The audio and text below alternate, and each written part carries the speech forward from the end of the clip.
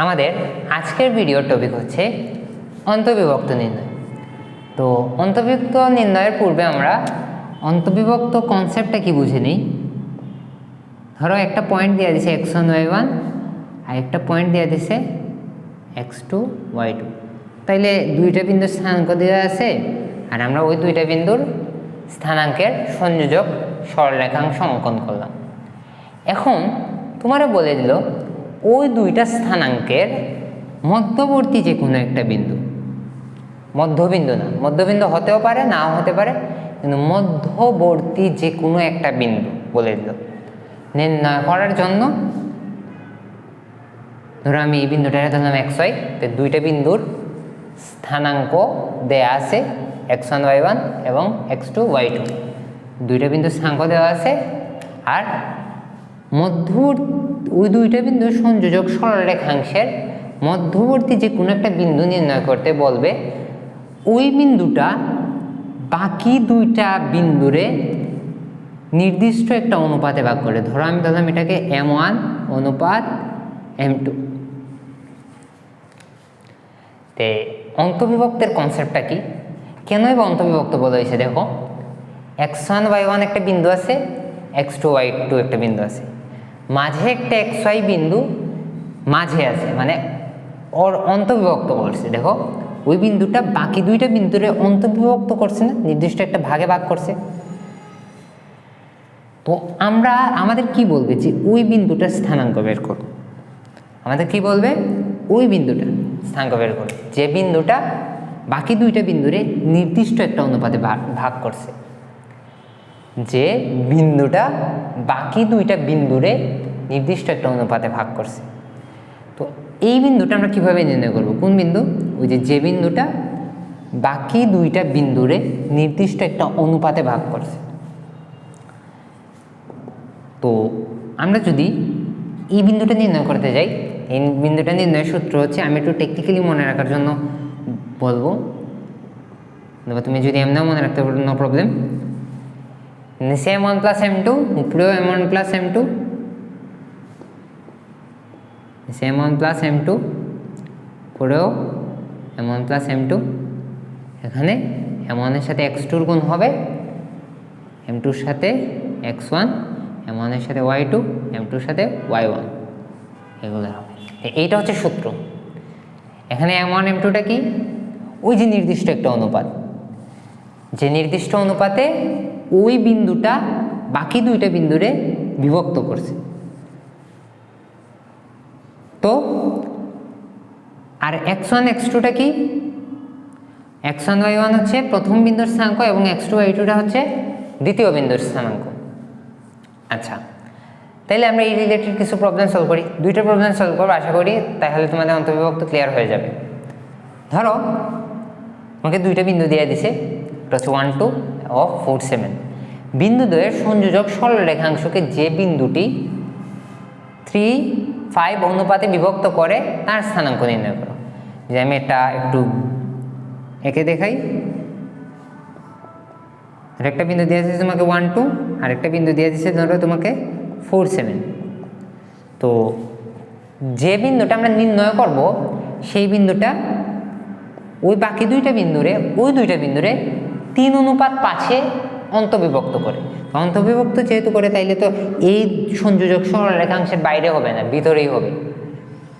তাইলে আমি যদি এই বিন্দুটা নির্ণয় করতে চাই, ধরো একটা কি করছে 3 অনুপাত 5-এ বিভক্ত করছে, অন্তর্বিভক্ত। আমি কোন বিন্দুটা নির্ণয় করব? এই বিন্দুটা। তো সূত্র তো আমাদের দেখাই আছে, আমরা নির্ণয় করে ফেলি। চলো, x y, এতটুকু হচ্ছে x এর মান, এতটুকু হচ্ছে y এর মান। তো আমরা যদি নির্ণয় করি তাহলে নিচে কি m1 প্লাস m2। এখানে x1 y1 হচ্ছে এইটা, x1 y1 প্রথম বিন্দুর স্থানাঙ্ক, আর x2 y2 হচ্ছে এইটা দ্বিতীয় বিন্দুর স্থানাঙ্ক। আর m1 হচ্ছে এইটা, m2টা হচ্ছে এইটা, নির্দিষ্ট একটা অনুপাতে ভাগ করতেছে। আমরা সূত্রে কি জানি? m1 plus m2, m1 plus m2, m1 x2, m1 এইটা, x2 এর কোনটা এইটা, তাহলে 3 × 4, 3 × 4 প্লাস m2 ও x1, তো m2 এর মান কত 5 আর x1 এর মান কত 1, তাহলে 5 × 1। এরপর পরে হচ্ছে আবার m1 প্লাস m2, 3 + 5, দেখো m1 y2, তো এখানে m1 এর মান কত 3, m1 এর মান তো 3, আর y2 এর ভ্যালু কত 7, তো y2 হচ্ছে 7 প্লাস m2 এর মান 5 আর y1 এর মান কত 2, তাহলে কত হবে নিচে হবে 8 আর 3 × 12 আর 5 15, 3 × 12 আর প্লাস 5 15, নিচে হবে কি 8, 3 × 7 21 আর 5 × 2 = 10, কত হয় 31। তাহলে দেখো এই যে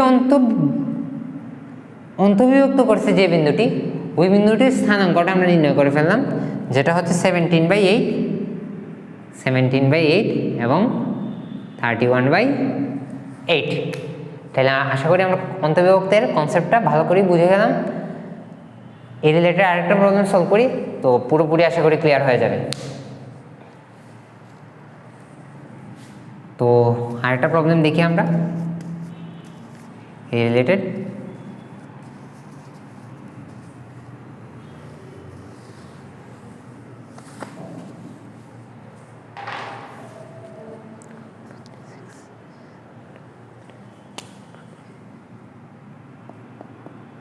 সেকেন্ড প্রবলেম,